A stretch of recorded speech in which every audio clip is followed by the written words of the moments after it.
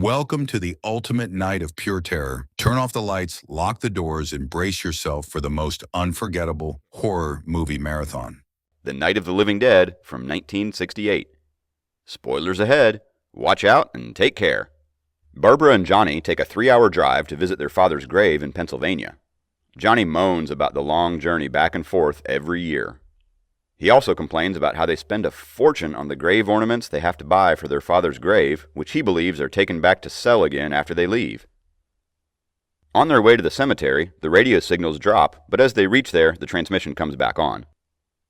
The radio announcer apologizes for the loss of transmission and is about to announce a warning when John turns the radio off.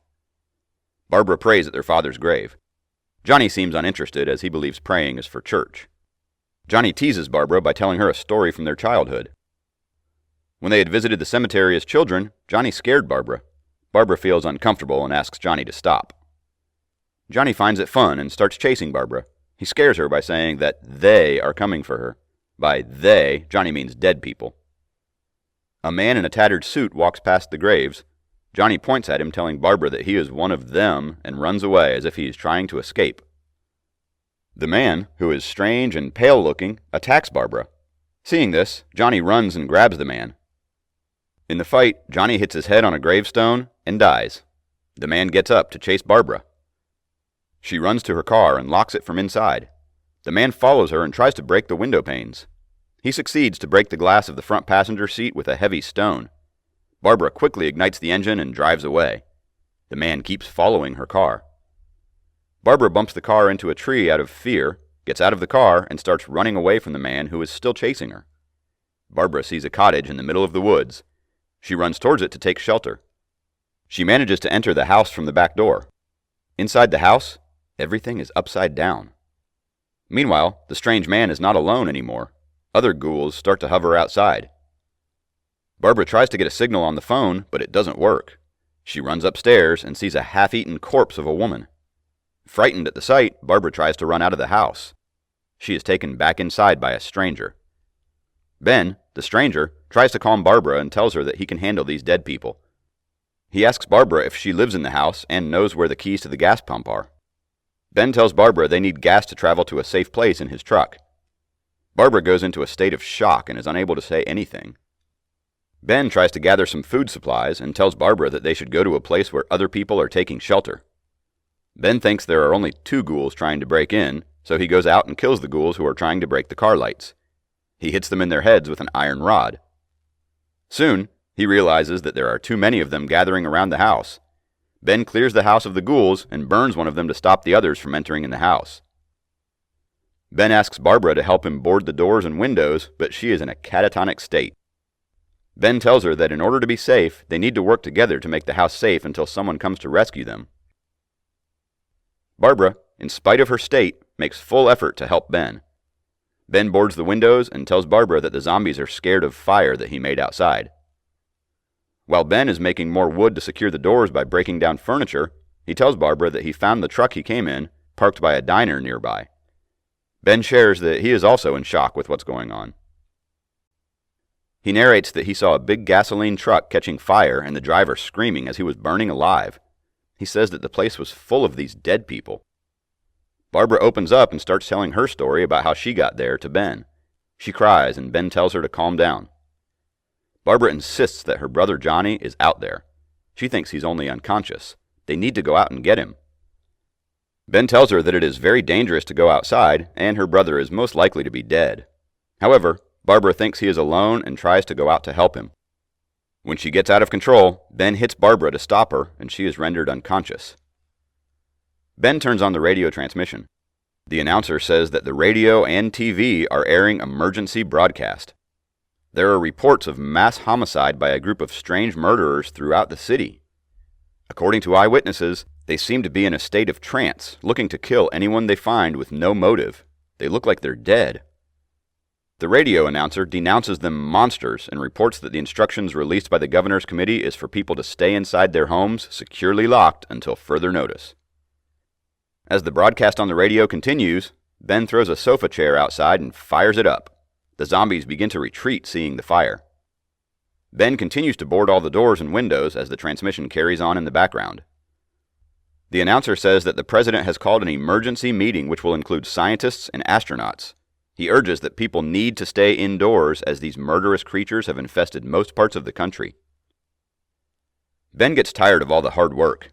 He leaves the door unboarded. He sits to smoke a cigarette.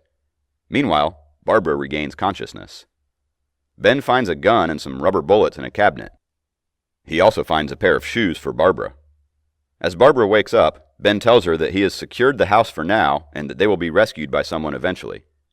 He tells Barbara that he's going upstairs and will be back to reinforce the boarding. The radio transmission continues and adds to the information about the creatures that they devour their victims. Ben drags the partially devoured body upstairs while Barbara, horrified, listens to the broadcast downstairs. Someone tries to open the unboarded door. Barbara gets frightened and screams. Ben runs downstairs with the gun. It's Mr. Harry Cooper and Tom. Apparently, they all are taking shelter in the underground cellar. Ben came to look for supplies when he heard Barbara's screams and came to help her. Mr. Cooper and Ben have an argument. Ben thinks that these creatures are not strong enough as he pushed two of them and they are more safe in the house. The house has got all the supplies and he has boarded all doors and windows. Harry insists that the cellar is more secure and they should gather all the supplies and go there. The boarding will not help as they almost turned over their car on their way. Tom agrees with Ben and says that they can strengthen the boarding together. He also informs Ben that Harry's wife and kid are in the cellar and his kid is wounded. Ben says that he still thinks the house is the safer place to be. Harry says that the cellar has only one door that needs to be secured and the house has so many windows. They can't guard all of them as they are clearly outnumbered. Tom validates Ben's view by saying that the cellar has no back door. They will have no place to escape if the ghouls do break in. Tom emphasizes that the cellar is a death trap. There is no place to run or hide. Also, there's no way to let the rescue teams know that they are trapped down there. They wouldn't even be able to see if help arrives. Harry stubbornly sticks to the idea of going back to the basement. He says that he will go back there and won't be back no matter what happens. Tom tries to stop Harry, and they're working to strengthen the boarding when a zombie manages to grab Ben through the space between the boards. Tom chops its fingers, but it doesn't feel a thing. Ben fires at the ghoul, but he keeps walking. It finally dies with a headshot. Judy joins in from the cellar. She's Tom's girlfriend. Harry is very cross at the zombie attack and wants to go back downstairs. He warns he will board the basement door and wouldn't come to help even if they call out. Ben says he is not going downstairs and asks Tom to stop beating around the bush and make a decision if he wants to stay upstairs or go with Harry down to the cellar. Tom is more inclined towards staying upstairs, as it is a better way of staying in touch with the outside world. Harry goes down in the cellar, boards the door, and starts speaking ill about the people upstairs. His wife, Helen, is taking care of their daughter, Karen, who was bitten by one of the ghouls. She isn't happy with Harry's decision. She thinks that Harry only wants to be proven right. When Harry tells Helen that he heard on the radio that these things are devouring their victims, Helen gets upset that there's a radio transmission upstairs. Still, Harry wants to stay in the cellar. Tom shouts out at the cellar door that they found a television set. Helen convinces Harry to unboard the cellar door. She asks Harry to listen to the updates in the situation and send Judy downstairs to replace her in order to keep an eye on Karen. When Harry asks Tom to send Judy, she, unwillingly, goes downstairs. Helen and Harry come upstairs. Harry nags Barbara that everyone is frightened, she should pull herself together. Ben tells Harry to follow his instructions when he is upstairs, and that includes leaving Barbara alone. Ben and Tom turn on the television. The presidential address is over by now. The scientists theorize that these murders are actually people who have died recently. A satellite returning from Venus was destroyed near Earth. The radiations from those explosions have caused the dead to become alive. They advise that the people who are currently dying should be cremated, as they will become alive too and turn into monstrous flesh-eating creatures. The advice for course of action for survival now changes. The newscaster announces a list of rescue stations and advises citizens to make their way to one as soon as possible. There are food and medical aid available at these stations. Helen suggests that they should quickly get to a rescue station as their daughter needs medical attention. Ben recognizes the name of a rescue station from the list. He says that he read the name of that medical center on the way. Tom confirms that this medical center is 17 miles away from the farmhouse. He adds that Tom and Judy know the place very well. They were going to swim in the lake when they heard about this outbreak on the radio transmission. Ben suggests they get fuel for the truck from the pump at the back of the house, only if they find the keys for it. Harry tells them that there are some keys down in the cellar. One of them should be the key for the pump. Tom quickly goes to get them. He finds some keys labeled pump keys. Ben isn't too confident with driving the truck, so he asks Tom. Tom says he can drive it very well. So, Tom and Ben decide to go to the pump and get the gas. They devise a plan to safely get the gas. Judy feels scared and doesn't want Tom to go out there. Tom tries to calm her down by telling her that they can't stay there forever. They need to get help. Ben tells Harry to go to the cellar with everyone until they return. The plan for their safe travel to the truck and to the gas station is based on Ben's discovery. The ghouls are scared of fire. So, Ben instructs Harry to fill up sheet strips in jars and bottles, fire them up, and throw them around the truck to make a ring of fire. He goes upstairs and does it through the window. Ben himself lights a fire with wood, and both Ben and Tom go out. The ghouls gather around to get them, but they are scared of the fire. Judy can't let Tom go alone, so she gets in the truck with Tom. They reach the pump, but the key doesn't work. Ben shoots the lock to open it, and they get gas. However, because of the wood burning nearby, the pump catches fire, which leads to the truck tires. While Ben tries to put off the fire at the pump, Tom tries to drive the truck away. The truck explodes with Tom and Judy inside. Ben runs back to the farmhouse. The ghouls start feeding on the flesh and remains of Tom and Judy, barbecued. Harry, who keeps watching everything from the window, doesn't open the door for Ben. Ben breaks in, gets mad at Harry for not opening the door, and starts fighting with him. Ben threatens Harry that he will feed the ghouls with his flesh. When they stop the fight, Helen comes upstairs and asks the time. She says that the new broadcast was scheduled for 3 a.m. Harry says that there were still 10 minutes left. Barbara anxiously says that 10 minutes were a long time and they could leave before that. Ben asks Barbara where her car was, to which she replies it was a mile away. Even if they walked to it, its keys were with her brother Johnny, so they wouldn't be able to drive it. Harry says that it's impossible for them to carry a sick child who can't walk for 1 mile. Ben offers to carry her. When he asks Helen what happened to Karen, she says that she was bitten by one of the zombies. Ben gets intrigued and says these things must be very infectious. Karen should be kept an eye on. The TV transmission starts. The reporter interviews the chief officer and asks about the situation. The chief officer replies that these are dead people whose brains have started working because of the radiations. They are slow, and only the head is working, so a headshot or a strong blow on the head kills them. The radiations are getting stronger, so anyone who dies should be cremated right away before they become alive again. These radiations would end before noon the following day. The rescue teams are finding and killing all the ghouls, so the situation is well under control. Suddenly, the lights go out and the transmission stops. Ben goes downstairs to check the fuse box. Harry tells Helen that he needs to get the gun from Ben. Helen gets annoyed at his selfishness. He tells her that Ben is responsible for Tom and Judy's death. Helen gets irritated and moves away. Meanwhile, a ghoul grabs a piece of wood and starts to break the door. Others start to break the boards on the windows. Ben quickly runs upstairs and tries to hammer the loose nails when his gun falls on the ground. Harry, instead of helping Ben, grabs the gun.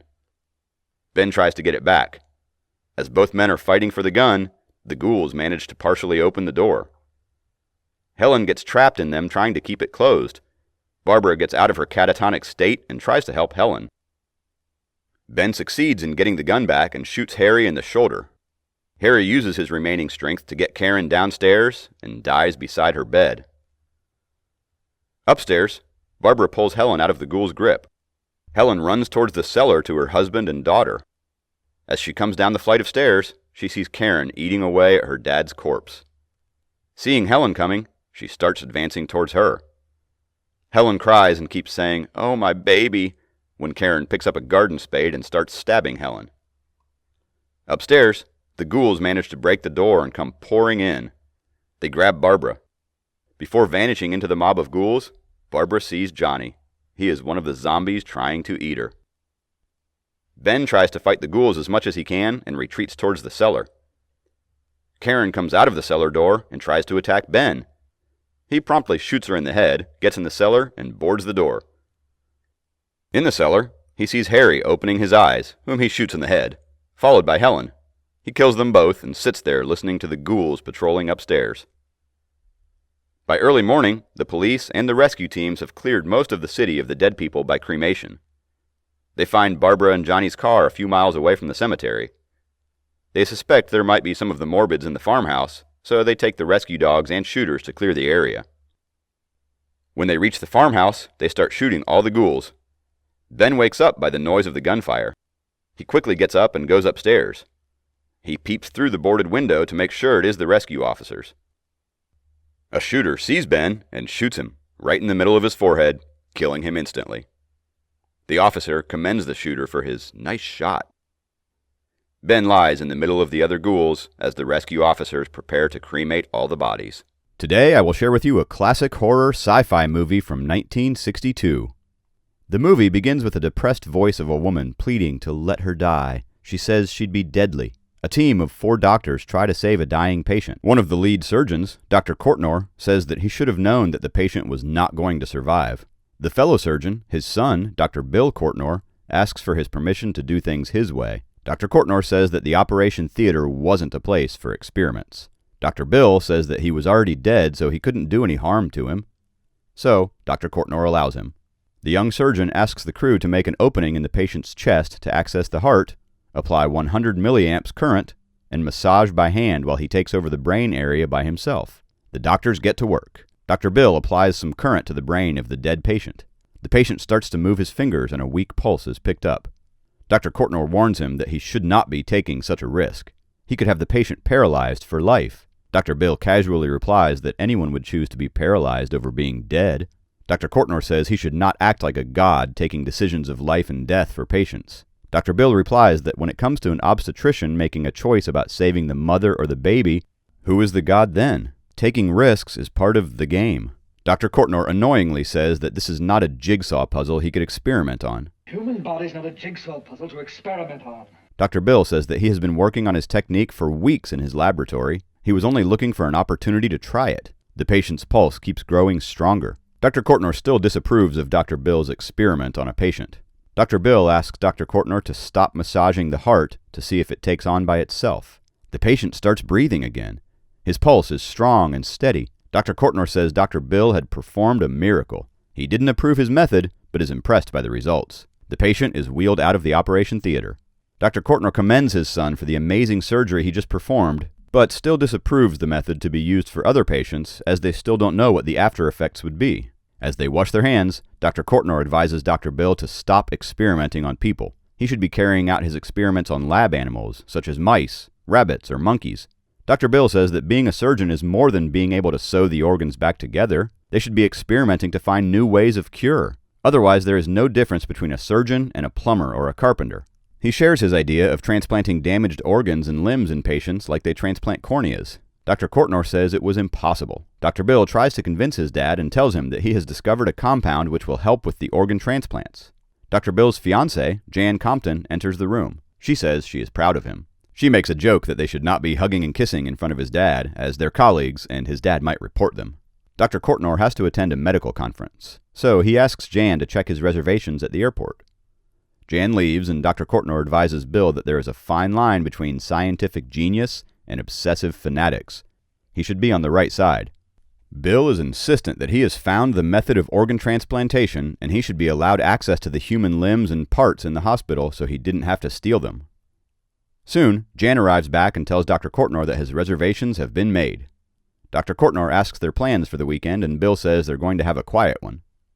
Dr. Courtnor tells Bill not to go to their country house, as he suspects he uses it for his scientific experiments. But Bill makes up an excuse that he likes it there, as it is a quiet place. Before leaving, Dr. Courtnor gives the final words to Bill, telling him not to go too far with his experiments. After he goes, Jan tells Bill that she is eager to be his bride. Bill says that they would get married in a few weeks. As they come out of the operating theater, a nurse comes looking for Bill. She informs him of a phone call that warns that something terrible has happened at the country house. Bill asks Jan to accompany him, as she wonders where he is when he's busy on most weekends. On their way to the country house, Jan asks Bill why did he not bring her there ever before. Bill replies that the things he does there require no audience. Jan asks what might be wrong at the country house that the phone call warned of. Bill says they will find out when they get there. He accelerates the car to reach there faster. The road is dangerous and full of sharp curves and turns. On a winding road, Bill speeds through a stop sign and hits a car at the end of the road. The car slips off the road and rolls down the hill. Bill, fortunately, falls out of the car and lands safely on the ground. He gets up to find that the car has caught fire. He runs to the car and sees that Jan has been decapitated. Bill saves her head from catching fire, wraps it in his jacket, and runs toward his country house. Shattered with tiredness, he climbs the mansion's stairs as he notices blood on his hand. He rushes to the basement where Kurt, his crippled laboratory assistant, opens the door. Bill asks Kurt to sterilize the tubes and apparatus so they can save his fiancée. Kurt keeps asking him to look in the closet first, but Bill is in a hurry as the time is precious. Bill prepares a liquid, and hours later, he succeeds to revive Jan's head in the liquid tray. Jan, nothing but a head at this point, says random words like fire and burning, as these were the last things she saw. Burning. Bill tells Kurt that all his life has shaped up to save the love of his life. He discloses his plan that he would find a body for her and transplant her brain into it. Kurt disapproves Bill's idea of turning his love into a horror experiment. He claims that a body has a heart and, most importantly, a soul, which Bill can't put into a body. Bill is adamant that he will succeed in keeping Jan alive and tells her head to rest and grow stronger. Kurt reminds Bill of his failed transplant surgery that he had performed on Kurt, which made him crippled. Bill reasons with him that it was the early days of his research. Now he has found the perfect compound and failure is unlikely. Bill advises him not to tell the police or anyone of him coming there. There wasn't a chance of suspicion as the car had burned and they wouldn't know Jan's head was missing. Kurt asks Bill to take a look in the closet before he leaves. It was the reason for him calling Bill out to the country house. Bill goes to the closet. Strange noises are coming from it. He opens the hatch to the closet to look inside. He bites his hand out of remorse, seeing it. He quickly closes the hatch and tells Kurt to keep the closet door securely locked. Kurt says that the thing grows stronger at night and almost broke the door before. Bill says that he has Jan to think about now and he needs to get a body for her within the next 48 hours. Bill looks at the seducing cutouts of the beautiful girls outside a burlesque nightclub and goes inside to search for his subject.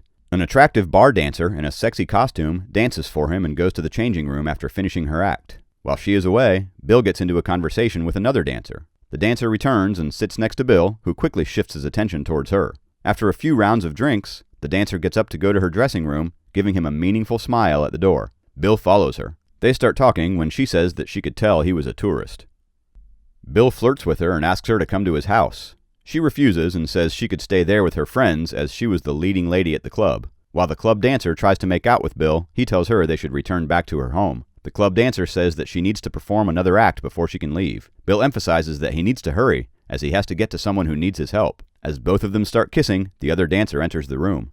She taunts the lead dancer for making out with the charming man who everyone else wants. Both of them start arguing. Bill sees his chance of getting the body for Jan slipping away, so he gets up to leave. Both women ask him to come back, so they make it up for him. When Bill leaves, the women get involved in squabbles and start fighting. Little do they know, they had just saved each other's life. Meanwhile, at the laboratory, Jan opens her eyes and keeps pleading to let her die. Jan communicates with the mysterious creature in the closet telepathically. She tells it that it is agonizing being in her state, and she despises Bill for doing this to her. She asks her if she is the first experiment gone wrong. The creature knocks on the door as an answer. Kurt tries to listen from outside the lab door.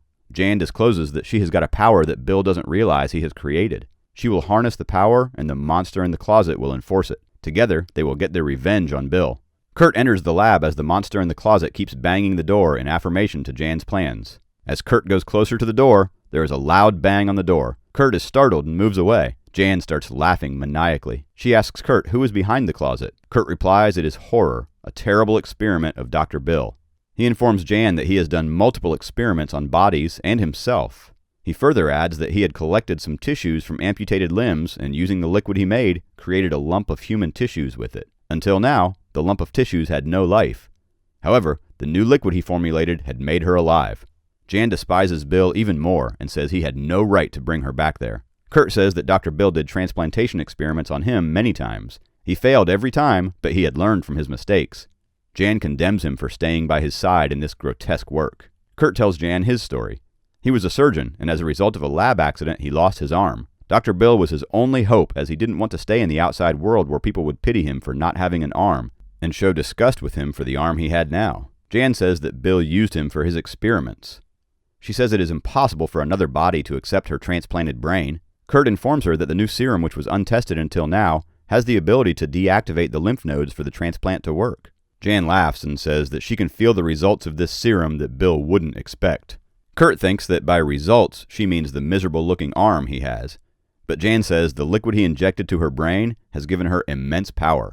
Kurt says that she is just a head at the mercy of some elements. Jan says that she is in touch with the thing behind the door, and she can manifest her power through it. She calls out to the thing behind the door, and it starts banging the door. She tells it that she's the head, and it is the body she needs. Together, they are powerful. The thing in the closet slams at the door strongly. Kurt gets scared and runs out of the lab and bumps into Bill.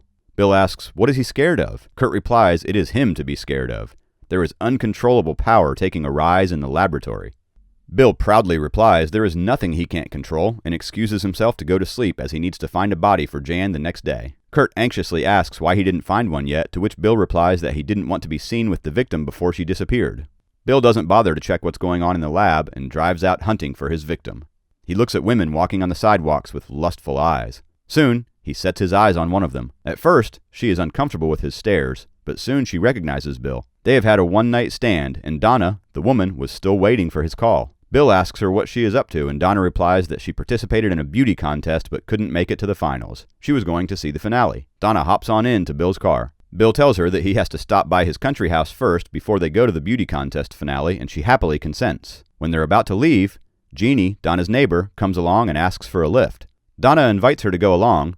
Bill tries to take a pardon from both of them but doesn't succeed. At the beauty contest, the host welcomes all and invites the final 5 women one by one on the stage. The best body beauty is to be chosen by the applause of the audience. Bill lustfully watches each of them. Donna comments at the girl who gets the maximum applause that she has the second nicest body she has ever seen. Bill exclaims, "Who was the first one?" Donna tells him that it was of Doris Powell, their schoolfellow. She was a figure model and had met an accident. She stayed at the studio and posed for arts. Bill finds it as a perfect opportunity. As he thinks to himself that she was a failed model and had the nicest body, he could lure her into his experiment easily. Jan is able to hear his thoughts. Jan tells the Beast about his intentions to murder someone as her hate for him increases. She tells the Beast that they have to stop his egotism that he falsely tags as his research for humanity. The Beast slams the door as an onboard signal. Bill finds Doris's studio, and as he goes in, she is posing for cameramen in a 2-piece. The cameramen excitingly shoot her, and Bill sits in a corner.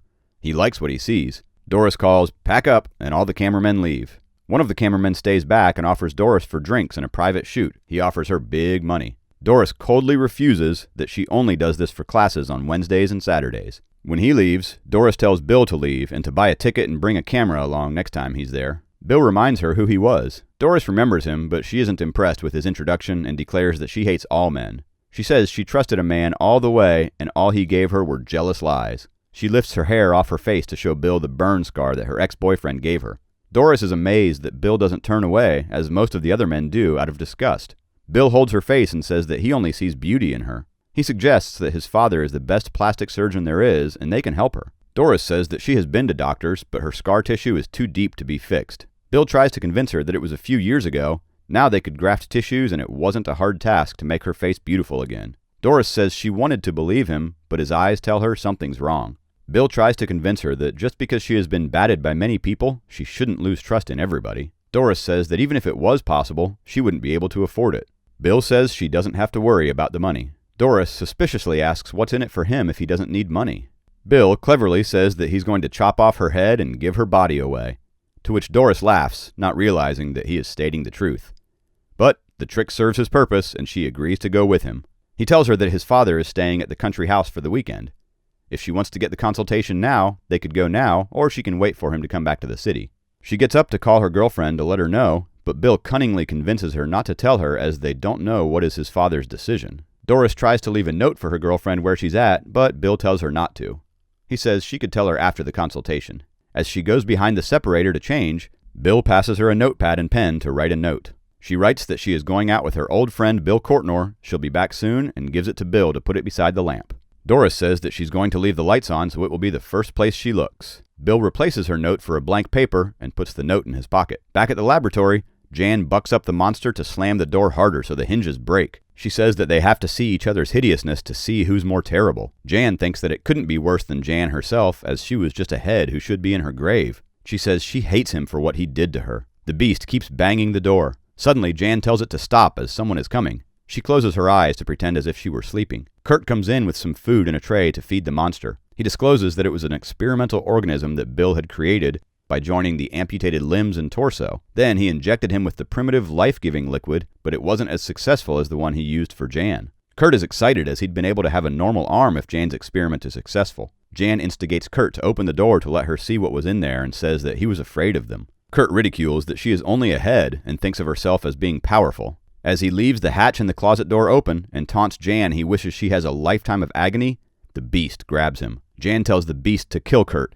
He snaps his healthy arm off. Kurt dies of his injuries as Jan laughs hysterically. When Bill returns to the country house with Doris, he offers to make her a drink. When he goes to the lab to grab the drink, he sees Kurt dead, but it doesn't take him off his plan. He mixes some medicine in Doris's drink to render her unconscious. When she is out, he brings her down to the lab. He tells Jan that he brought the body he promised for her. As he prepares Doris for the operation, he says that it was a crime he was committing to advance science by years. Jan keeps condemning him, so he tapes her mouth shut. The monster in the closet starts banging the door as he prepares to slit Doris's throat. Bill goes to quiet the monster, then it grabs him through the hatch and breaks the door from its hinges. A 7-foot giant with a horribly deformed head comes out of it. They start a fight, and their struggles set the lab ablaze. The monster bites a chunk from Bill's neck. He dies, and the monster carries the unconscious Doris to safety. As the lab goes up in flames, Jan says, "I told you to let me die." The screen goes black, followed by an evil cackle.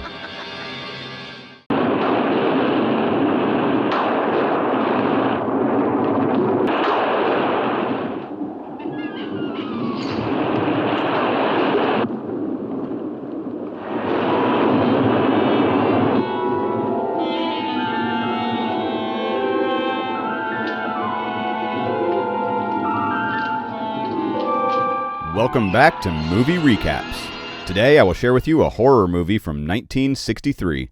Spoilers ahead. Watch out and take care. The waves rolled in slowly as a lone horseman, Duvalier, rode along the shore in what seemed to be midday sun. He checked his watch, which he soon tossed as it was not working. He was carried a little further by his horse before he collapsed from it onto the shore, unconscious. A man watched from the rocky cliffs in the distance. Duvalier, who was now awakened by a splash of water on his face, saw a beautiful woman standing in the shallow waters underneath a rocky cove. He called out to her, seeking help as he had been separated from his regiment and he was thirsty.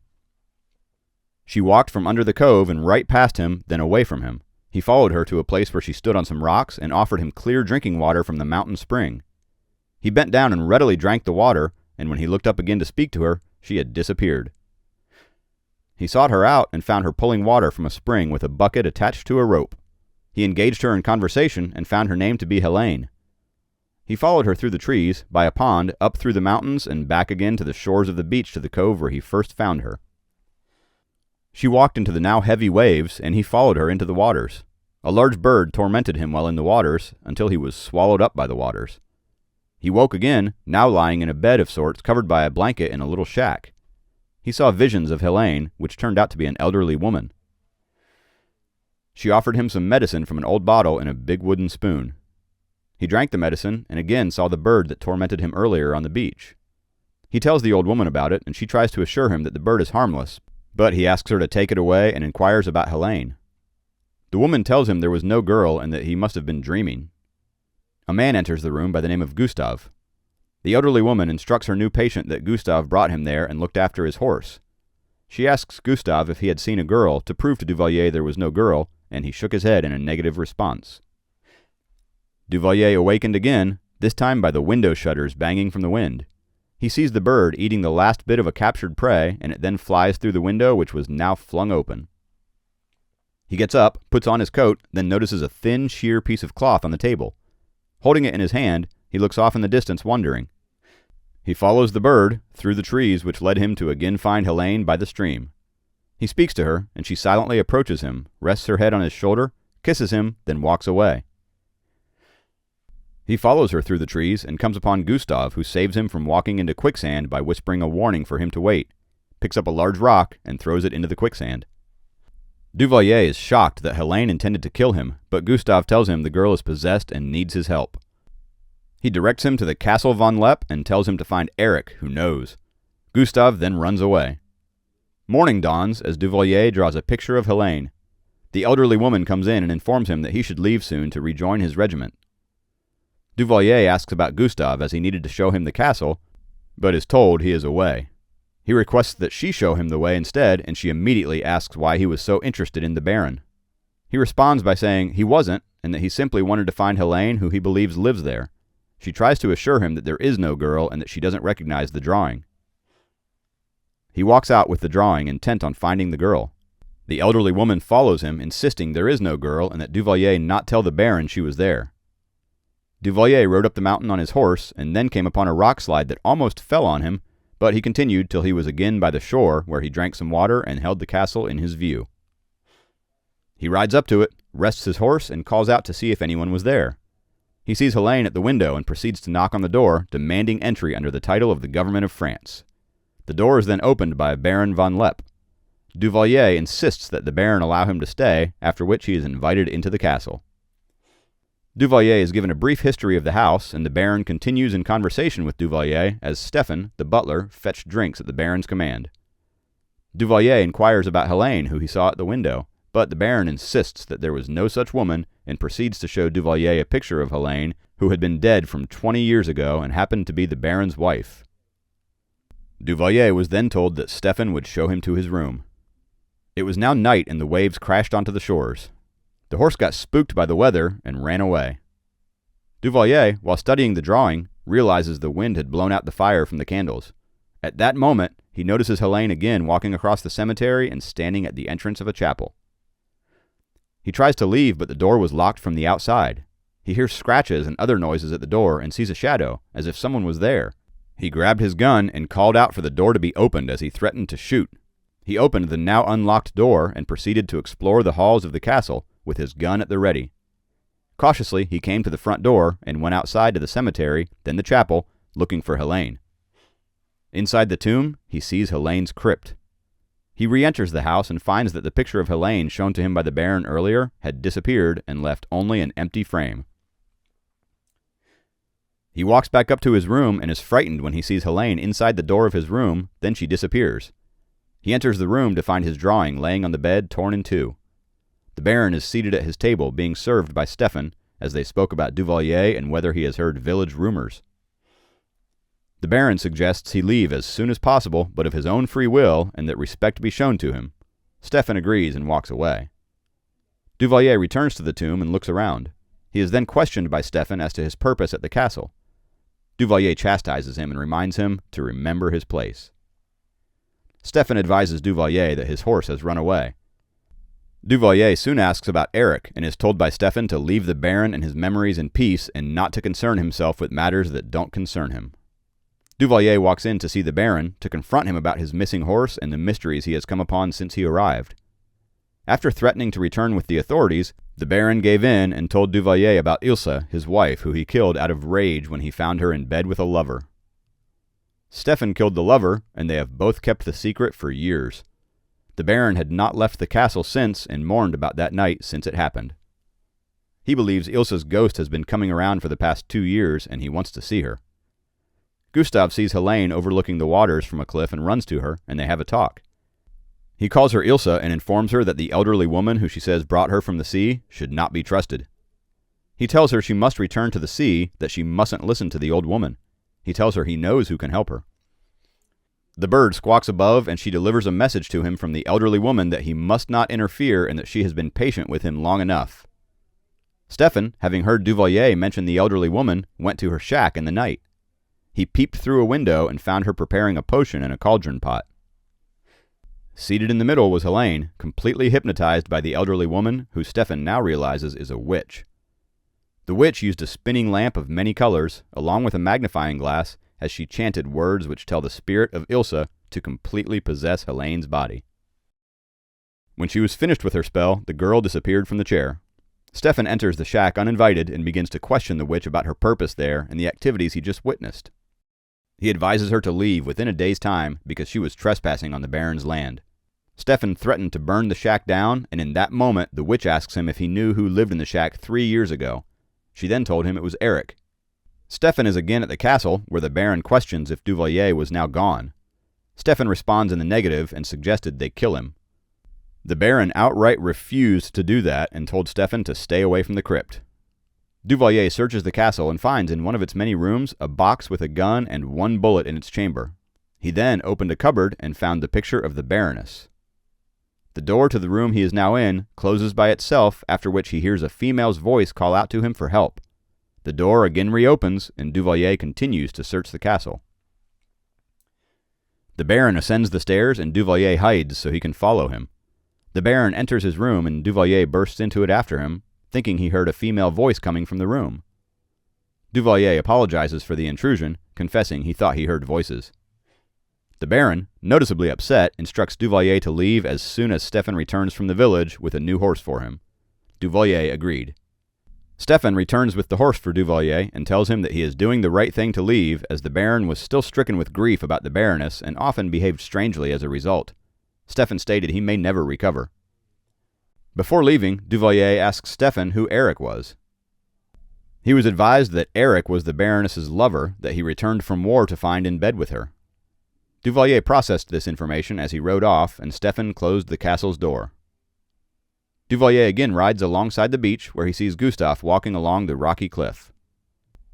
Gustave waves to Duvalier to wait, but is then attacked by the same bird flying overhead, who plucked out his eyes. He fell off the cliff to the rocky ground below. Duvalier rushes to him, just in time to hear Gustave say with his final breath that the girl saw him and loves him, and that he alone can save her by going back to the castle that night. Duvalier returns to the cemetery on the castle grounds and sees Helene at the entrance of the chapel. They enter, and she kisses him. They kiss, and he promises never to leave her again. Helene tells Duvalier that she is possessed by the dead and that the crypt must be destroyed. He tells her there are doctors in Paris who can heal her and that she should leave with him. She refuses because she is scared and tells him the chapel is the only place she is free. They kiss again and declare their love for each other. He then leads her outside and asks her to wait on him by the gate. He turns to walk away, and as the thunder claps, he turned back around to realize she was gone. He went back into the castle and saw the Baron pull on a chain to open a portcullis. He follows him into the room, down a secret passageway opened by turning the candle on the wall. He followed the Baron down a dark stairway and along a narrow passageway. The Baron enters a room and kneels over a coffin as he speaks to Ilsa. He promises her that he will soon be with her, as Stefan was going to flood the crypt and they would soon be together. He calls out to Ilsa, asking why she won't speak to him. Then he hears her voice, telling him to flood the crypt so they can be together. He sees a vision of her, but refuses to do what she asks, as he says his soul would be damned. Duvalier enters the room at this moment from where he was watching close to the entrance and barges in. He calls out for Helene, insisting on finding out who the girl was, but she had now disappeared. He returns to assist the now collapsed Baron. The Baron lay on the bed covered in blankets with a damp cloth on his forehead. Stefan tends to him at the bedside as he and Duvalier speak with each other. Duvalier then asks for the keys to the chapel, and they leave the room together. The crypt is opened by Stefan, but was rusted in and could not be opened. Duvalier requests a crowbar, and they go find it. When outside, Stefan notices a light moving towards the Baroness' bedroom in the tower, which had been sealed since her death. Duvalier tells Stefan to come with him, and they run back into the castle. They reach the Baroness's bedroom door, and Duvalier requests the key from Stefan, only to be told that the Baron is the only one with that key. Duvalier proceeds to push against the door, and Stefan tries to stop him. He kicks the door open and examines the room, where a crib is found. He queries if the Baron and Baroness had a child. The Baron enters at this point and gives Stefan a gun, telling him to escort Duvalier out and shoot him if he resists. The Baron again speaks with Ilsa, who continues to persuade him to kill himself, and this time he agrees. Stefan warns Duvalier not to resist or he will kill him. Thunder claps and lightning strikes, and Duvalier attacks Stefan, winning him over and taking the gun from him. He follows Helene into the cemetery, and suddenly the witch appears from behind a tombstone. He threatens her, only to see the bird now approaching to kill him. He tells the witch to call it off. She tells him it was too late because the Baron was about to pay with his own life for what he did to her, which was killing her son Eric. Stefan, recovering from his fight with Duvalier, enters the castle to find the Baron raising the portcullis to enter. The Baron knocks him in the head and continues to go flood the crypt. Stefan lets Duvalier inside, who attacks him and demands he be taken to the Baron. Duvalier informs him that the witch had manipulated Helene to influence the Baron to kill himself, so her son would be avenged, and that she didn't know that he, Stefan, was the one who killed Eric. The witch tried to attack Stefan then and was held back. Stefan then revealed that it wasn't Eric who was killed that night, but the Baron. Eric was pretending to be the Baron all along. The witch now realizes that Eric and Helene were about to die in the soon-flooded crypt and runs off. Duvalier and Stefan run to the Baron, but fail to enter the secret entrance. Duvalier ran off to try and enter from the chapel. He grabbed the witch along the way and told her he may need her help. She resisted greatly, stating she could not enter the chapel because she had made her pact with the devil. She ran off and was struck by lightning and burned to death immediately. Duvalier watched in shock, then went into the chapel and tried to get the crypt door open using a crowbar. The Baron kneeled at Ilsa's coffin and is again prompted by the voice to flood the crypt. He pries open the coffin and continues to follow the prompting of the voice. Stefan finally accesses the secret passage and rushes toward the crypt. The Baron turns a wheel that opens the floodgates underground. The girl tells him to look at her, and he removes the cloth in the coffin and is frightened by Ilsa's zombified body lying there. She tells him that she is Ilsa's spirit and has tricked him into giving his soul so she can be free. She calls him Eric, though, as she knows he is not the real Baron. He tries to turn back the wheel, but she attacks him, and they tussle together as the water rises. Stefan finally reaches the crypt and dives in to save Eric. The water spews in and the rocks begin to crumble around them. Duvalier finally pries open the crypt door entrance from the chapel, just in time to pull Helene's body from the water. It was too late for Eric and Stefan. He carries her out of the castle and into the cemetery, where he tells her she was free, and she asked, "Free?" They kiss, but he quickly recoils in shock when he sees her face begin to melt and deteriorate. He hears the bird above and looks up. He looks back at her as she continued to melt away to nothing. House on Haunted Hill from 1959. Spoilers ahead.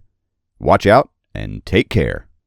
The movie begins with a dark screen, a horrifying scream of a woman, and evil laughter. The floating head of Watson Pritchard appears.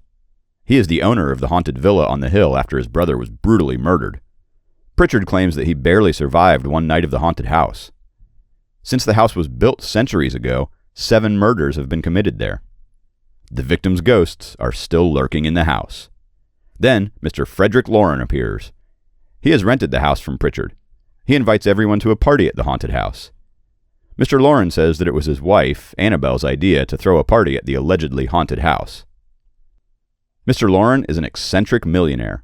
He finds his wife's idea of throwing a party in a haunted house amusing. He invites 5 guests to the party, promising to prize them with $10,000 if they stay the entire night.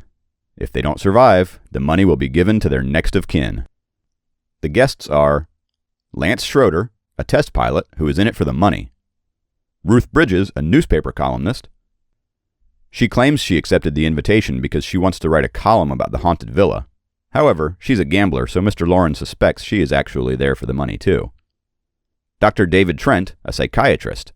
He is specializing in hysteria, so he accepted to join the party so he can observe what leads to hysteria. But, of course, he will gladly accept the $10,000. Nora Manning, Mr. Lauren's employee. She works in one of his companies. Mr. Lauren says that he has chosen her specifically because she is the only breadwinner for her family, and $10,000 will be a great help for her. He also mentions that she is pretty. Lastly, Watson Pritchard, the owner of the villa.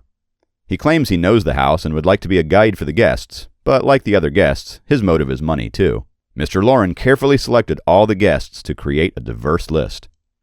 All of them are brought to the villa in funeral cars, which, according to Mr. Lauren, is also Annabelle's idea. All of the guests enter the house and introduce themselves to one another. None of them has met Mr. Lauren before. They have gotten the invitations via mail or telephone. They discuss the reasons for their acceptance of the invitation and how it was the idea of Mr. Lauren's wife. Annabelle is his 4th wife. Suddenly, a door shuts with a bang and a chandelier starts swinging. Watson warns everyone that the ghosts have started closing in already. Lance quickly pushes Nora away to save her as the chandelier falls from the ceiling. The hosts, Annabelle and Mr. Lauren, have a tense relationship. Mr. Lauren is convinced that Annabelle wants to kill Mr. Lauren and acquire all his wealth. There had been an incident in the past where Mr. Lauren suspects Annabelle tried to poison him. Annabelle attributes his accusation to his jealousy and paranoia. Mr. Lauren comments that Annabelle's attire is not suitable for the party when she informs him that she is not going to the party. Mr. Lauren says that it was her party, so she should go. But Annabelle denies by saying it was her party until Mr. Lauren decided to invite strangers rather than their friends. Mr. Lauren says they have no friends, so she should come to the party anyways. Annabelle continues to deny, so Mr. Lauren says that she was the least agreeable out of all his wives. Annabelle wittily replies, yet she was alive. He offers Annabelle to leave him for a tax-free, lump sum amount of money, but she turns down the offer. Mr. Lauren says that she won't leave because she wants it all. Annabelle replies that she deserves it all as she puts up with his jealousy and possessiveness. He sighs. If only men were able to file divorce, he would. Annabelle says he can't prove it, to which Mr. Lauren says that she would slip one of these days. Mr. Lauren taunts her not to stay awake, thinking of ideas to get rid of him, and leaves the room to join his guests. Down in the living room, Watson shows everyone a knife, telling them how his sister-in-law killed his brother and her sister. He says she chopped their body parts. Hands, feet, and other parts were found, except the heads. Watson also adds that the heads whisper to each other at night and cry. Dr. Trent tries to give a logical explanation for the murders. He says the murderer must be affected by hysteria and took the violent steps. Lance casually laughs at the incident. The guests are getting ready for drinks when Mr. Lauren joins in. He offers to introduce each other over drinks. Watson asks him to call off the party as he thinks the ghosts are already moving. Mr. Lauren ignores Watson's warning and apologizes on behalf of his wife that she wasn't there. He says she will join later in the evening. While making drinks for the guests, Mr. Lauren tells them the rules for getting the $10,000. He says that the caretakers will leave the house at midnight and will lock the door from outside. Windows are barred and the only door locks like a vault and wouldn't be opened until 8 in the morning when the caretakers return. We'll leave at midnight, locking us in here until they come back in the morning. There is no electricity, no phones, and no people within miles of the house, so there's no way any help can arrive. Watson says it sounds like they're trapped in a coffin. Mr. Lauren smirks. Dr. Trent inquires about the reasons for throwing this party, to which Mr. Lauren casually replies it is just to see how people react when they see ghosts. Dr. Trent says that ghosts don't exist. It is just the mind playing tricks as a result of hysteria. Mr. Lauren says that Pritchard, Watson, promises there are genuine ghosts in this house. Watson says there are 7 ghosts with them right now. 4 men and 3 women who were murdered in this house. Dr. Trent says there are 4 men and 3 women in the party, so there's a ghost for each of them. Mr. Lauren asks Watson to give them a tour of the house. Watson shows them a big bloodstain on the ceiling in the hallway. He says that it was a little girl's who was murdered there by a ghost. As Ruth walks forward, Watson warns her not to stand there. Blood from the stain drips onto Ruth's hand. Watson says the ghosts have marked her. She replies casually that no ghost would want to haunt her. Mr. Lauren asks Watson about the man who threw his wife in the wine pit. Watson replies that it was in the cellar. A murder took place in every room of the house. Dr. Trent ironically says that Watson is the life of the party. Watson leads the guests to the cellar. He states the story of Mr. Norton, who used to experiment with winemaking in the cellar. Mr. Norton was executed for killing his wife. Watson says that none of the murders committed in the house were ordinary. They were all very violent. Mr. Norton's wife didn't think much of his winemaking, so he filled up the wine pit with acid and threw her in. Only her bones surfaced.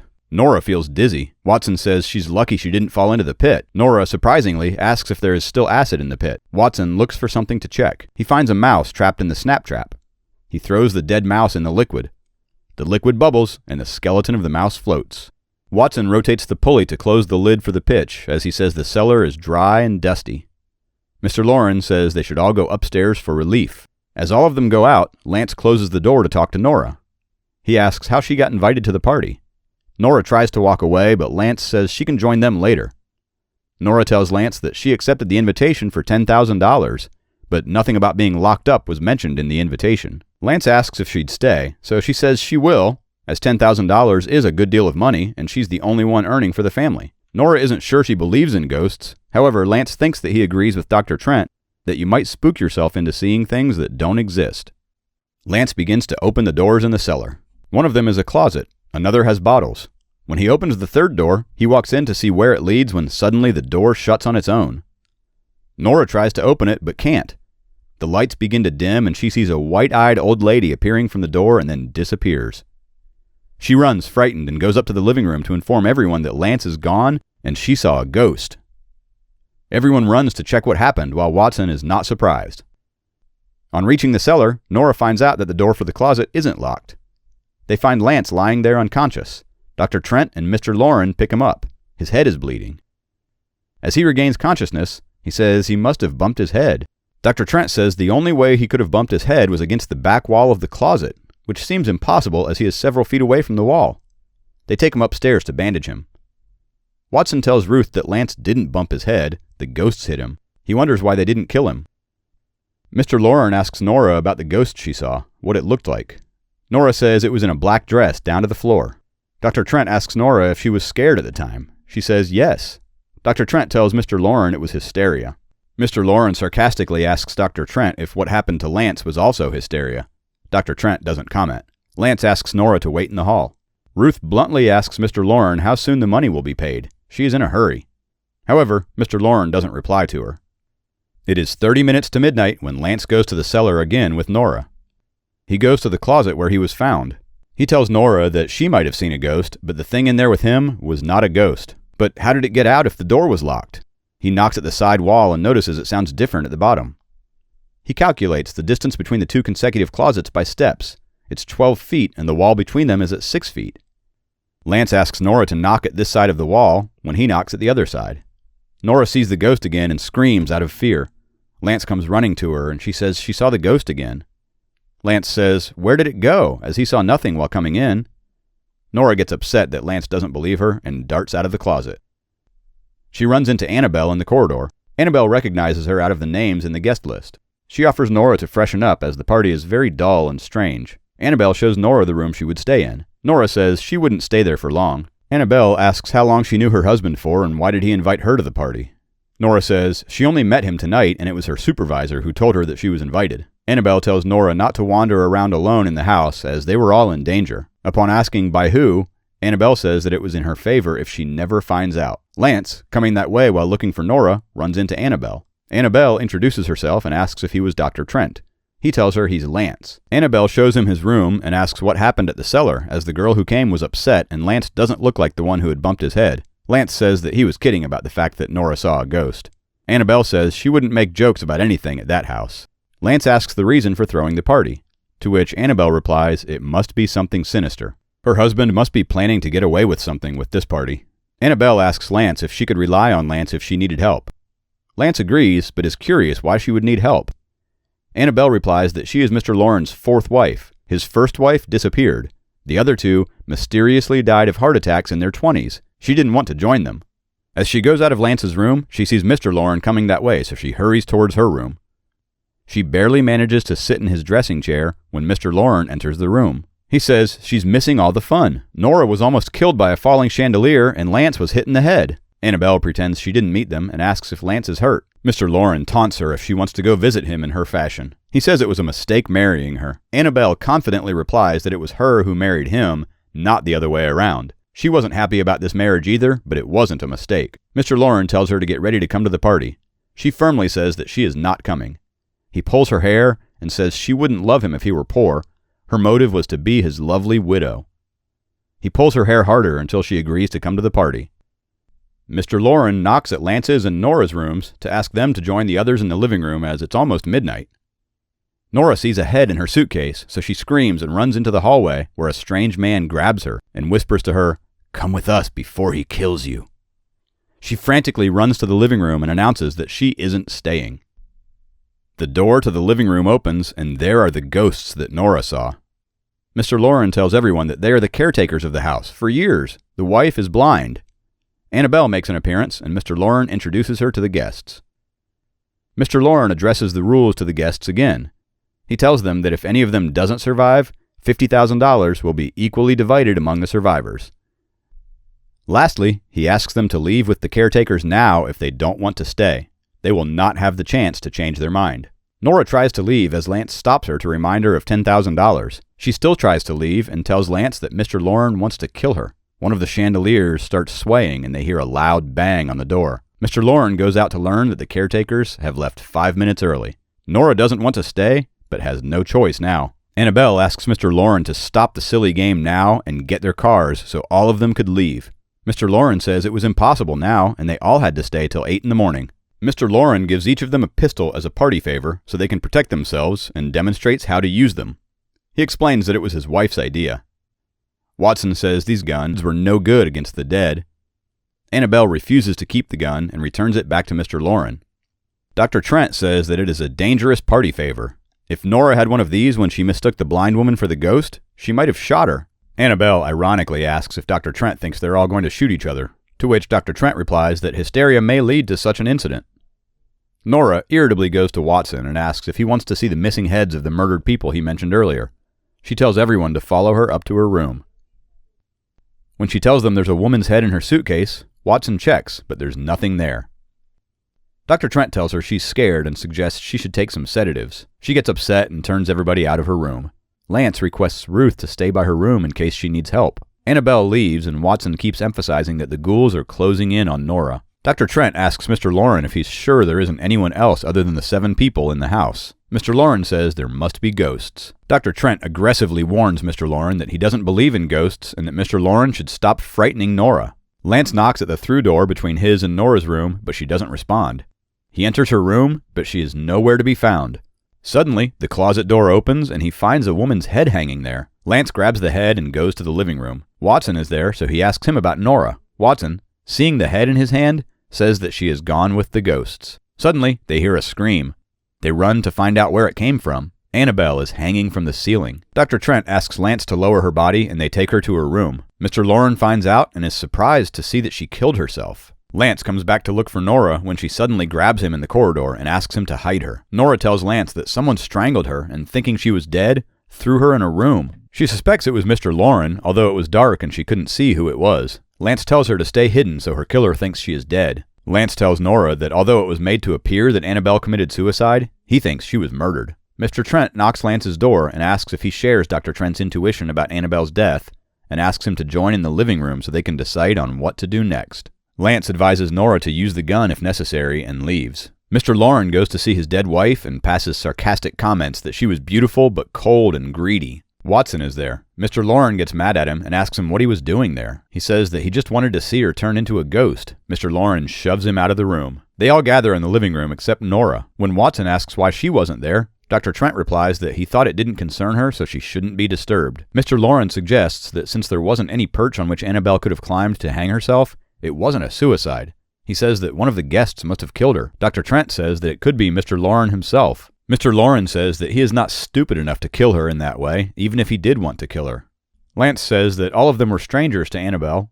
Only Mr. Lauren had a motive behind her death. Mr. Lauren gets annoyed and asks if they're all carrying a trial on him and wanted to give a verdict that he's guilty. Lance suggests to stop anyone else being the victim of the killer, everyone should stay in their rooms until morning.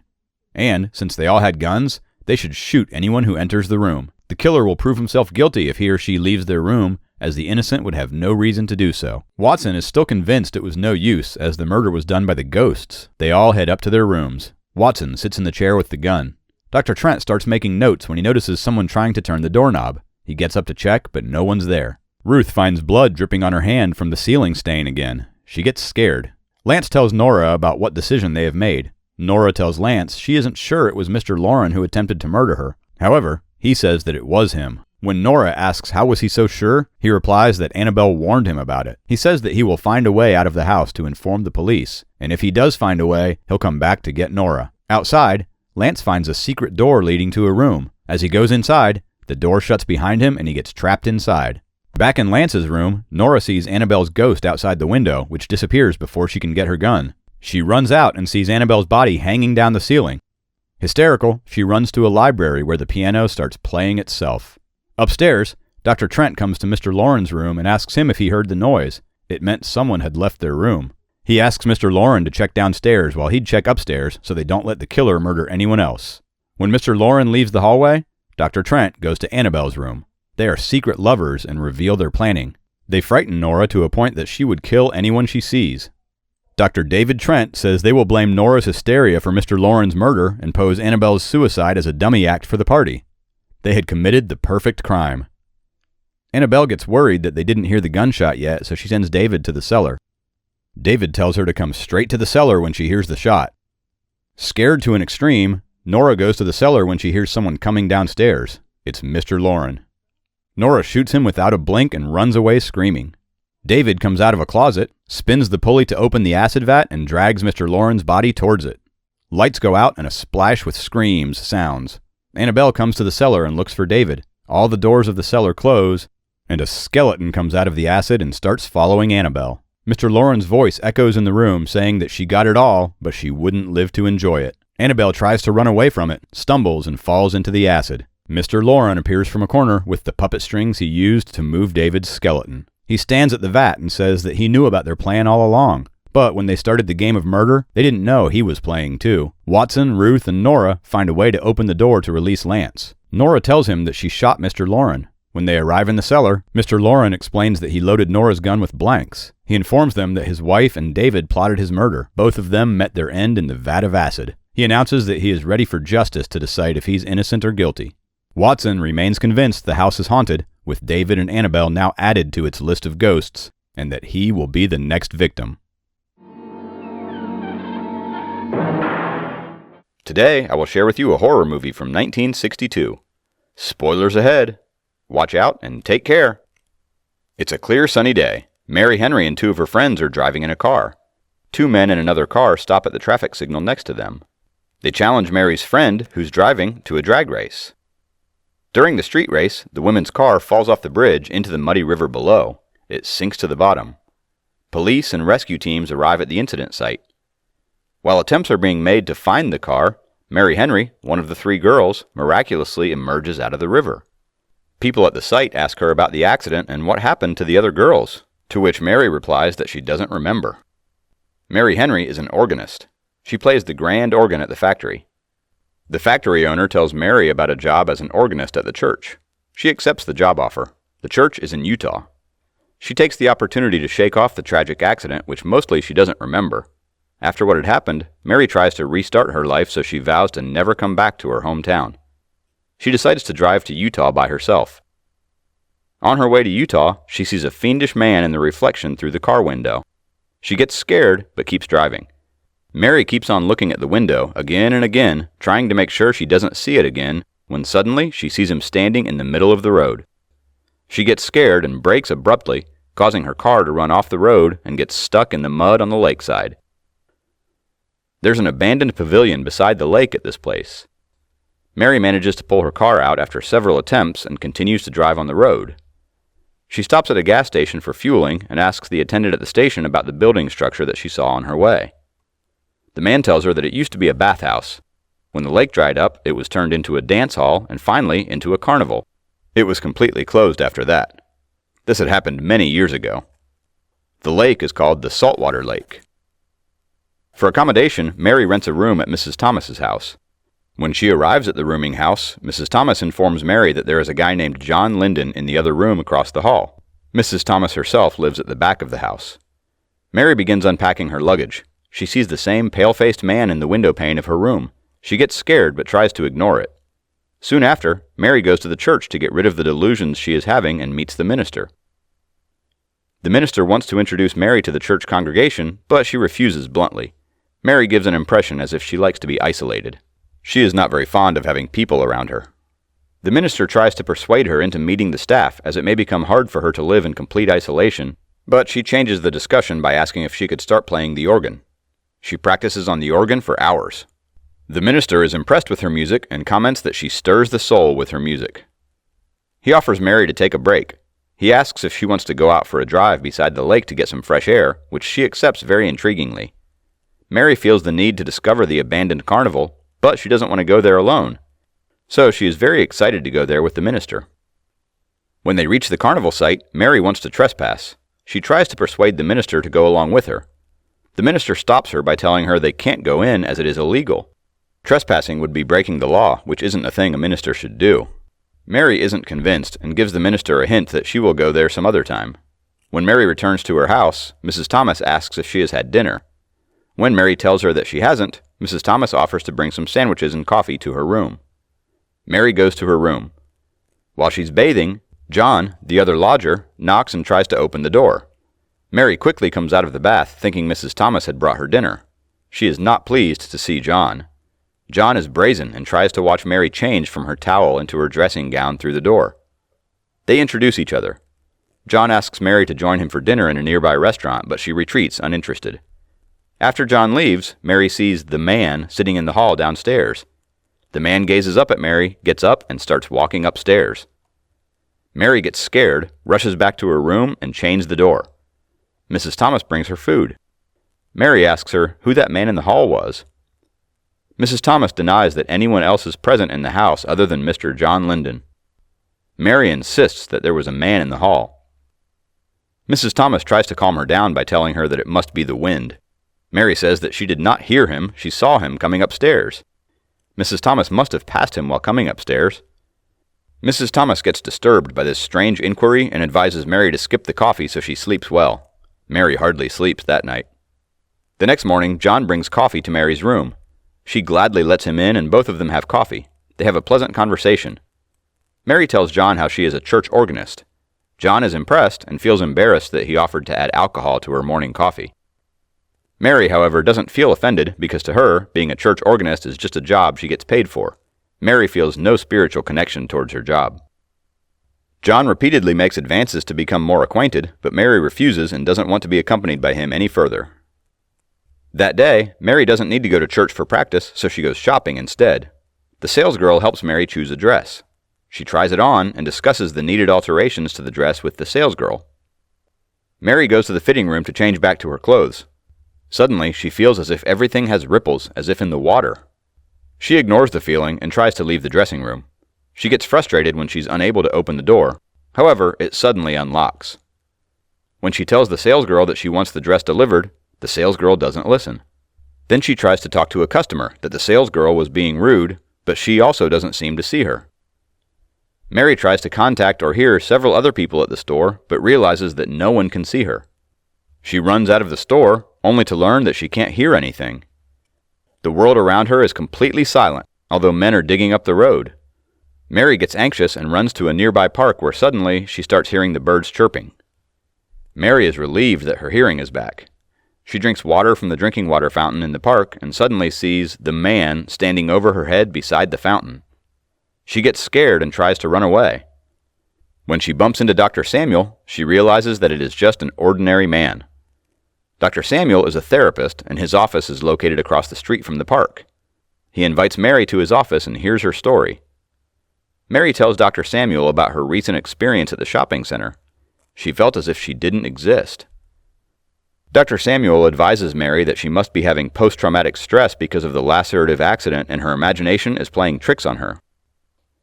Dr. Samuel tells Mary that Mary associates her allusions to the carnival site for nothing. Mary isn't convinced. She believes she's a realist and she isn't out of her mind. She tries to negate Dr. Samuel's diagnosis as much as she can. At last, she pays heed to Dr. Samuel's opinion and then announces that she will go to the carnival in order to put an end to her delusions. Mary goes to the carnival but doesn't see anything frightening. However, when she throws a pebble into the lake, we, as the audience, can see the man's deceased body in the lake water. When Mary comes back to her house, she meets John in the hall. John asks her out again. She refuses, but John insists. He pleads what made her have coffee with him in the morning. He felt as if she was a different person. Mary admits that she didn't want to be alone that morning, and for the same reason, Mary agrees for John to pick her up at the church later that night. At the church, while playing the organ, Mary goes into a trance. Mary has a vision of the man coming out of the water to get her. This time, along with the man, there's another woman who also looks similarly strange. She is also emerging out of the lake water. Then she sees many pasty-faced people, couples dancing at the carnival. In the trance, Mary shifts from the church hymn to a strange tune. She's woken up by the minister who's annoyed with the song. The minister denounces the music as profane and asks Mary to give her resignation. Mary gives no reaction to the minister as she is confused with what happened. She silently makes her way out of the church where John is waiting to pick her up for their date. He takes her to a pub. Mary refuses to drink despite several offers and doesn't participate much in the conversation either. John gets up to get some more drinks for himself when his friend asks about the new girl John had brought with him. He wants to make a move at Mary, but John stops him. John's friend uncovers the fact that John is a womanizer. At this point, John's true intentions about Mary are revealed. He wants to take Mary to bed. At this point, John starts to feel irritated by how uninterested and bored Mary seems. John wants to leave, but Mary doesn't want to be alone that night. She insists John stay with her. Mary convinces John not to leave by telling him that she doesn't want to be alone that night. John perceives her will to be accompanied differently. As revealed earlier, John is a depraved man. He gets excited and takes Mary back to the house. He accompanies Mary to her room and makes brazen advances. Mary tries to shun him, but he keeps following. Mary had supposed that she will not see the morbid figures if there is someone with her. However, as John is trying to take Mary to bed, she sees it is not John, but the man in the mirror of her bedroom. She gets startled and screams out loud. John is put off at this behavior. Mary tries to stop him, but he coldly refuses. John leaves, and Mary gets very upset at this point. Mary tries to block every door and window with furniture. Dr. Samuel comes to Mrs. Thomas's house in pursuit of Mary. Mrs. Thomas tells him how Mary was dragging the furniture all night. She finds it really weird and doesn't want to keep Mary in the house anymore. Mrs. Thomas tells Dr. Samuel she hopes Mary leaves on her own. Dr. Samuel proclaims that Mary is a strange girl. She's fighting her own demons. Ever since Dr. Samuel met Mary, he was intrigued by her behavior. He came following her because he wanted to know what is going on with Mary and wondered if she went to the carnival as she had said. Dr. Samuel wants to know how did it end at the carnival because Mary refuses to accept his help. In addition, Dr. Samuel lets Mrs. Thomas know that Mary is determined to leave this city so she doesn't need to worry. Mary packs her stuff and leaves without saying anything to Mrs. Thomas. Mrs. Thomas asks about her week's refund, but Mary keeps walking straight and reactionless. As she's driving, her car halts and makes screeching noises, so she stops by the garage. The garage attendant asks her to step out of the car so he can inspect the transmission underneath the car, but Mary wants to stay in her seat. The mechanic levers the car up with Mary sitting in the driver's seat. As he's examining the car, another car drives into the garage. The mechanic goes to attend to the other customer. While waiting for the garage attendant to come back, Mary dozes off in the car seat. She has a vision that the man is entering the garage. Mary quickly shuts the car windows and locks the doors. The man comes towards the car and unscrews the lever to lower her car.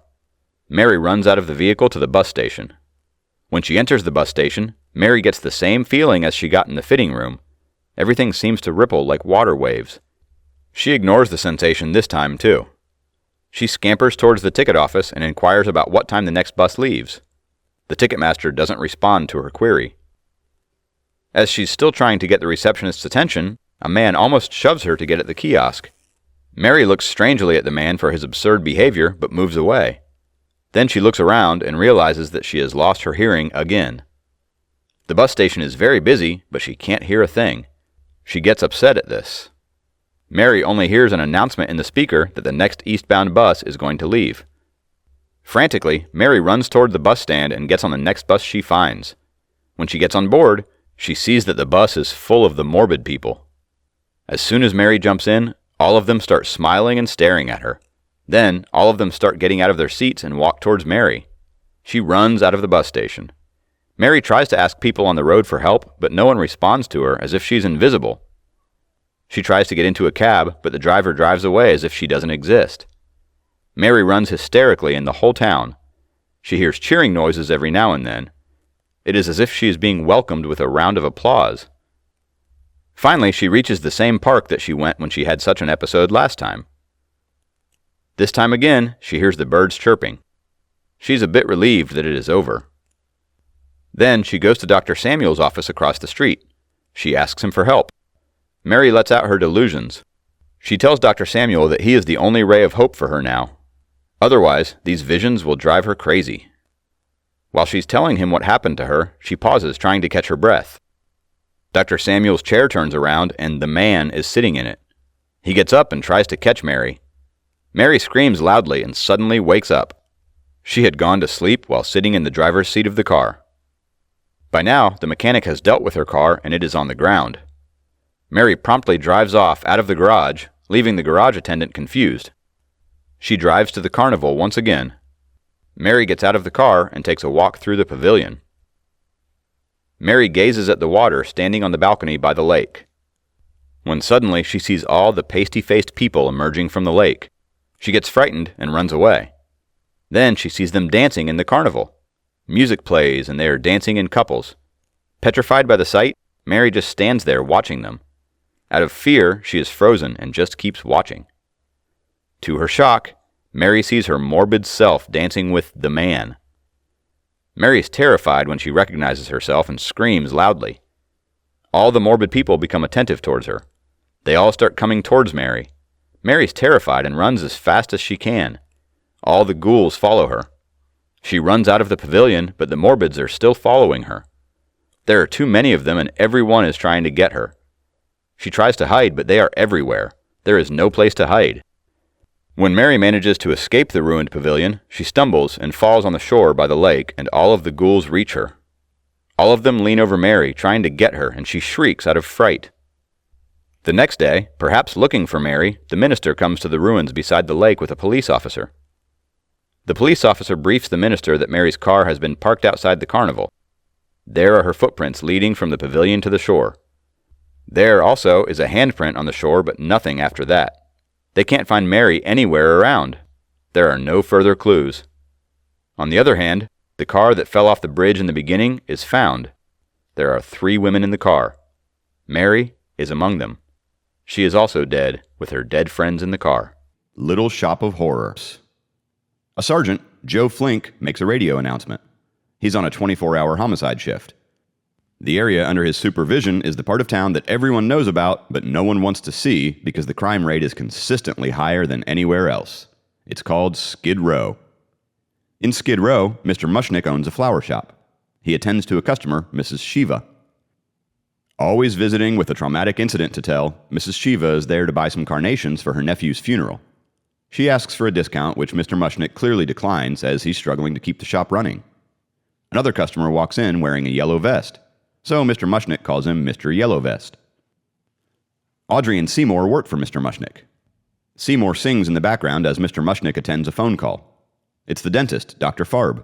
He places an order for 2 gladiolus and 1 fern to decorate his waiting room. Being a dentist at Skid Row, he can only afford such flower arrangements. Mr. Mushnick calls Seymour and tells him to take 2 gladiolus, cut them equally, and arrange them with a fern and deliver them to Dr. Farb. Audrey attends Mrs. Shiva, while Mr. Mushnick caters Mr. Yellow Vest. He asks for some carnations. When Mr. Mushnick brings some flowers to show him, he asks not to arrange them into a bouquet as he just wants to eat them. He takes out a salt shaker from his pocket and begins to eat the flowers. Meanwhile, Seymour, trying to cut the gladiolus stems equally, cuts the whole stem and comes confused to Mr. Mushnick asking him what to do. Mr. Mushnick is annoyed as he's already messed up on several occasions, so he fires Seymour. Seymour offers to bring in an unusual plant to the shop to save his job. Mr. Mushnick declines his offer, but Mr. Yellow Vest suggests that this could actually increase the sales. He says that he has eaten at many flower shops, and the most popular shops tend to have unique plants that people always come to see. So Mr. Mushnick gives Seymour his last chance to keep the job and tells him to bring back the fancy plant. If Mr. Yellow Vest approves the plant, he can keep the job. So Seymour quickly leaves to get the plant. Seymour goes to his house to get the plant. His mother hears him as he stumbles on the mop bucket. She asks him to come and see her tongue. He goes in and sees her tongue. His mother is a hypochondriac. She is superstitious about her health and keeps assuming she is seriously ill. She asks Seymour if he picked up her test results. He says that the doctor says there's nothing wrong with her, but she isn't convinced. Seymour gives her a bottle of alcohol with some advice about health, and she gets satisfied she is gaining health as she drinks. Seymour grabs the weird plant from the kitchen counter and leaves. It's a type of Venus flytrap which his mother dislikes. Seymour brings it back to the shop. Mr. Mushnick is not impressed. Audrey thinks it is one of a kind and asks where Seymour found it. He says he bought the seeds from a Japanese farmer. When Mr. Mushnick asks its name, he says he calls it Audrey Jr. Audrey gets excited, but Mr. Mushnick wants to throw the plant away. Mr. Yellow Vest tells Mr. Mushnick to allow Seymour to bring the plant back to health, and people from all over the world will come to see it. Mr. Mushnick gives a week's time to Seymour. When he leaves, Seymour tells Audrey that he has tried feeding the plant everything, but it keeps getting weaker by the day. Audrey encourages Seymour and tells him that she believes in him. When she leaves, Seymour sits by the plant and starts talking to it. He tells the plant that he did everything for it and it was the only plant that he ever planted. At sunset, the plant opens just like every day. Seymour gets up to water it when he accidentally pricks his hand. When his blood falls into the plant, it starts munching on it. Seymour is surprised, and realizing the plant has an appetite for blood, he pricks his finger and sprinkles it on the plant. The next morning, Mr. Mushnick gladly welcomes Seymour to his shop and announces a $2 pay raise for Seymour, as the Audrey Jr. has now grown over an inch tall. Mr. Mushnick notices the bandages on Seymour's fingers and asks what happened. Seymour says he was stung by 10 bees at a time. 2 girls read the sign outside and come to see the plant. They are heads of a florist committee at a school and looking to spend $2,000 on flowers. Mr. Mushnick gets excited as they say they will be getting in touch about the deal. Mrs. Shiva walks in to buy flowers for another funeral in her family. Mr. Mushnick gives a free carnation to her. However, the plant seems to be dying of thirst. Mr. Mushnick, who is dreaming of moving his shop to Beverly Hills, quickly tells Seymour to do something about the plant or quit otherwise. Seymour says that he was allowed a week and he'll do anything to revive the plant. The following night, the plant says, "Feed me." Seymour gets excited that he's got a talking plant. He feeds a little blood to it, but the plant says, "Feed me more." Seymour helplessly says he's anemic, so he can't afford to give Junior more blood, but the plant keeps demanding more. So Seymour leaves to go for a walk and think of a way. He stands at a railway station and picks up a big rock to aim at a liquor bottle. As he throws the stone, a drunkard appears from behind the bottle trying to get it. The rock hits the man and he falls onto the railway tracks and gets run down by the train. Seymour gets scared and picks up his crushed body in a jute sack. He tries to dump it at various places but fails out of the fear of being spotted. So he takes it back to the Mushnick's flower shop. Audrey Jr. says, "Feed me," and Seymour tells it to stop bothering him as he is worried he committed a murder and in the bag he carries there's... Before he can complete his sentence, Audrey Jr. says, "Food?" Seymour cringes at the thought at first, but then feeds it with parts of the corpse. Meanwhile, Mr. Mushnick and Audrey are having dinner at a restaurant when Mr. Mushnick tells Audrey he left his money in his other jacket. She asks, out loud, if he doesn't have money to pay the bill. The waitress hears it and tells Mr. Mushnick to go and bring money. When Mr. Mushnick comes to the shop, he sees Seymour feeding Audrey Jr. human body parts. He gets frightened and rushes back to the restaurant and orders loads of alcoholic drinks. When the waitress asks for money, he gives her his watch. Audrey asks the reason for his distress, and he says that he'll tell her after reporting it to the police. But the next morning, he sees a crowd of people gathered around his shop to see Audrey Jr., so he dismisses his plan to report to the police. When he enters the shop, Audrey excitedly tells him that they made $85 already and she had barely opened the shop. The 2 girls seal the deal to buy flowers worth $2,000. Seymour comes in with a toothache and Mr. Mushnick grabs him, bringing him to the storeroom of the shop. He confronts Seymour, wondering what's the deal with the plant, and asks what it really is. Seymour tells him that it is a cross between a Butterworth and a Venus flytrap. It has grown twice its size yesterday as it feeds on flies, and it wouldn't grow more so it doesn't need more flies. Mr. Mushnick sends him off to the dentist and decides not to tell anyone as he's making money. At the dentist's office, Seymour hears a patient being tortured by Dr. Farb because he didn't pay his bills. The patient runs out of the clinic and Seymour tries to escape, but Dr. Farb gets him. As Seymour is sitting on the seat, the dentist asks if he was the guy who ruined his gladiolus. Then he starts poking Seymour's mouth with the drill. He pulls out a tooth that wasn't hurting and tries to reach Seymour with the forceps to dig out another. Seymour pulls the fountain to defend himself and Dr. Farb gets excited and says, "Ah, a duo." They both have a fight and Seymour accidentally pushes Dr. Farb, who hits his head on the door and passes out. A crazy patient comes who is fond of getting hurt. He is somehow related to Mrs. Shiva. Seymour pretends to be Dr. Farb and tries to send him to come another day, but he insists he wants to be seen. Seymour gets rid of Dr. Farb and brings the patient in. He pulls out most of his teeth and fills them with silver. The weird patient leaves very happy, saying he'd recommend Dr. Farb to his friends. Then, Seymour brings Dr. Farb's body to feed Audrey Jr. He feels ashamed of himself for committing 2 murders in 2 days.